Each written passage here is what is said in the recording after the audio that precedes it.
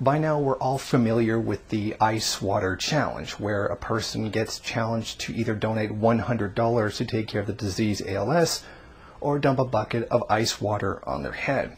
Although, interestingly, a lot of people have chosen to dump ice water on their heads rather than actually donate the money. But before we go into this video, what is ALS? Amyotrophic lateral sclerosis, ALS, is often referred to as Lou Gehrig's disease. It is a progressive neurodegenerative disease that affects nerve cells in the brain and the spinal cord. Motor neurons reach from the brain to the spinal cord and from the spinal cord to the muscles throughout the body. The progressive degeneration of the motor neurons in ALS eventually leads to their death. When the motor neurons die, the ability of the brain to initiate and control muscle movement is lost. With voluntary muscle action progressively affected, patients in the later stages of the disease may become totally paralyzed. This is, of course, a fad like every other fad where people pretend to care about a disease or somebody suffering somewhere around the world. By the time summer is over, everybody will have forgotten all about it. In fact, this has gone so mainstream, even the renowned carer of human life, George W. Bush, decided to participate. Now, to you all who challenged me, I do not think it's presidential for me to be splashed with ice water, so I'm simply going to write you a check. Oh! That check is for me. I don't want to ruin my hairstyle. That awkward moment when George W. Bush has water dumped on him to help people, whereas he had water dumped on other people to hurt them, aka waterboarding. This ice bucket challenge is pretty much just like every other big thing that comes up that everybody has to pay attention to, like Kony 2012. A lot of people go out into social media and make it look like they care. They go out, they hashtag it, they share it on Facebook, they retweet it, they reblog it, or what have you. Meanwhile, those same people who are doing everything it is they can to make it look like they care and they're doing something, they're actually not.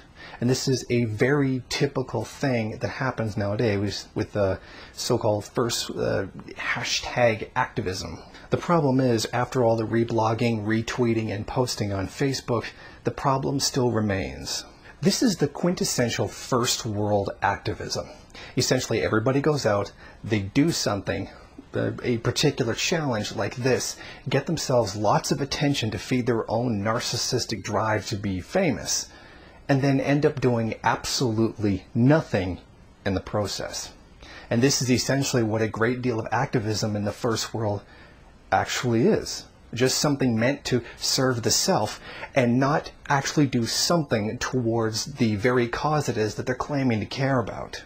Quite often when someone makes a criticism like I just did, their response is to say, yeah, well, it gets the message out there. It gets at least some people to donate some money to the problem. But the question before us should be obvious. Why isn't the money already there? Why isn't the attention already there? And the answer can be found in the very system we live in, capitalism. The market has determined that money, the money that the first world has, goes towards whatever's profitable, to whatever's popular, the very law of the market. Thus, we now have to put through efforts to get that money to go to something useful.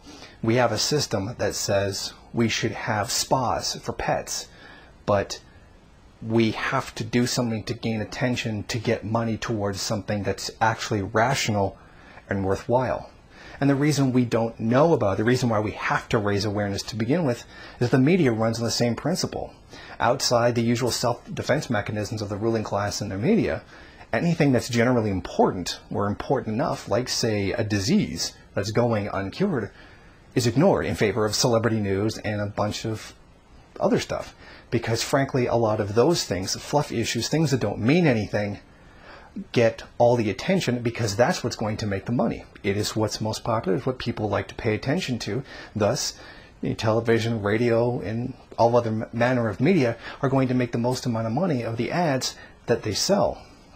So in the end, this entire problem, the yeah, well, but it does this, is entirely caused by that same system itself, and it is not a justification for continuing it. And what makes this all worse is that these health problems, and in general, all health problems, are worse in the third world than they are in the first world. These people struggle to try to find some resources to try to deal with this problem, while the first world steals their value. steals their resources so that they can overconsume. And then even though they have the majority resource, even though they have all of that benefit of imperialist plunder, they still have to turn around and try to find some way to get the market to act rationally, to send resources to something that needs to be done. This is the same market, the same global capitalist system that has first world people running around doing social media gimmicks to try to get the money to go to where it should, while the third world is left with inadequate resources to deal with the problem. And frankly, for a lot of diseases, they're never going to get cured because of capitalism, because of that same very market system that hoards resources away from where it's needed to where it's profitable, to where the market says it should be, while this tremendous amount of human need goes unserved, and shows us another reason why we do have to abolish this system globally. And the usual response from people, they get angry. Who are you to tell me what to do with my money? Which is, of course, leaving out the fact that their money exists within a system that has a particular mode of operation that causes these things to begin with. It is not what one person does with their money, but the way the market functions that causes this misery to begin with, which is why it is not one person donating that has to change, or just getting one person to pay attention. It requires a complete reorganization, a radical reorganization of society, not just domestically, but around the world. Thank you for watching. Please comment and rate the video. If you liked it, hit subscribe or check out some of these other great videos. If you wish, share it on social media. While you're at it, why don't you follow me on Twitter? And if you got time, go on over to the MRN bookstore and check out some of the latest books available.